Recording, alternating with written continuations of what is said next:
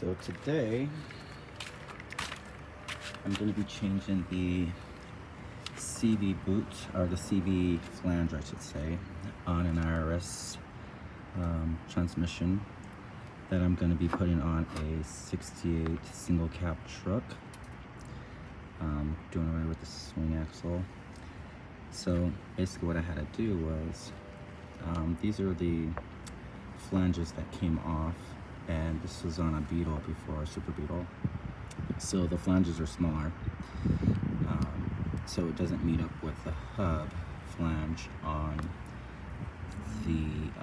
the truck or bus if you're going to use it for. So what I did was I ordered some larger flanges. Here's the part number 162301, 2111. These are what would actually fit for the actual bus and truck. So you can see the difference here. So much smaller. And this is what I need. But I took one of them off and it didn't have the little spring inside, so I need to get that before I put it on. But it just goes on like there. Got a seal kit here.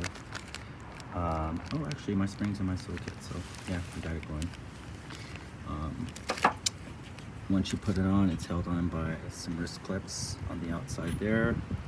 Very important to make sure they're on right. There's actually a groove on the for you to, that's where the actual wrist pin goes to keep the flange onto the transmission. So there's also, let me come to this side. This little washer in here, little gap in there. Make sure that stays on there, otherwise you're gonna have some problems. And I'm not gonna do too much because I don't want to get into too much that I need to get into. So I'm just gonna make sure this is packed with grease really well. Once I put the seal back on and the cover, I'll take the hub off the flange, and then it has a cap that goes over it to prevent this from spilling out the tranny fluid. So anyways, I've saw some videos on trying to do this, but a lot of people make videos and I think they're more looking for fame than actually trying to explain what they're trying to do to something. So I'll do another part as I'm putting these flanges on so you can see exactly what I'm doing. But I wanted to just give you a little bit of detail of what it is.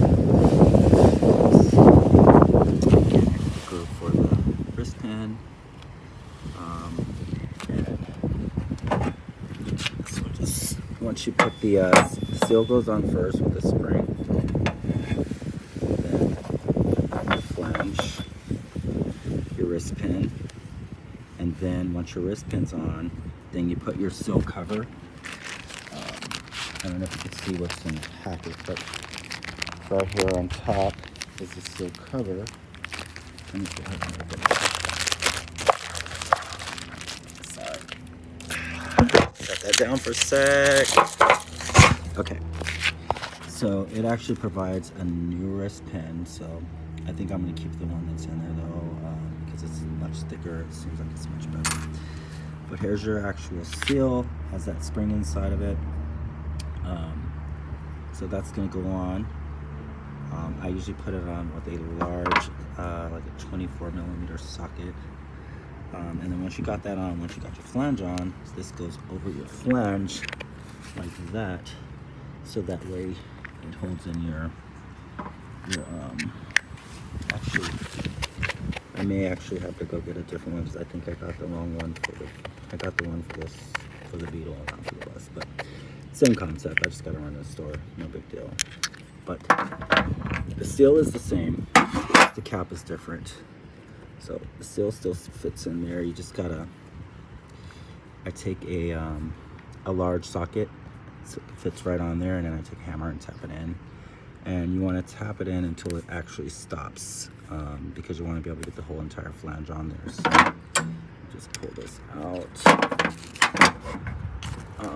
So there again, goes in like that. I just want to make sure it's even. Also too, I put a little sealer around it, just for extra protection. Put a little grease in there, seal it. Oh, I'm sorry, no grease in here, grease on the outside. Seal it, tap it in, put your flange on, put your wrist pin on, then your cap, and you're fine. And then your axles should meet up with the bus or single cab, double cab, whatever you're doing. But this actually is the same concept in any transmission conversion that you're going to be doing. If the wheel flange is bigger or smaller, this is a much easier and cheaper way to make it happen. Otherwise, you have to actually go into, I'm doing the rear. This is a 73 bus. Otherwise, if you don't change those flanges and you want to do it a different way, they sell the actual wheel hub that comes off of the axle, which is a flange in the back of the wheel assembly of the wheel hub or whatever, is where the flange is. So if I was to take the axle off behind here, there's the flange right behind the axle. So I don't need to change all of that. I just change the flange on the transmission side and get a larger axle, the correct bus axle, and that's all you have to do. You don't have to go through a bunch of taking the wheels off and doing all that other crap, because that's just only going to cost you more money. So I'll post some videos of me actually putting the seal on and the wrist pin, etc. I want to go grab a cap though before the store closes. So see you in a bit.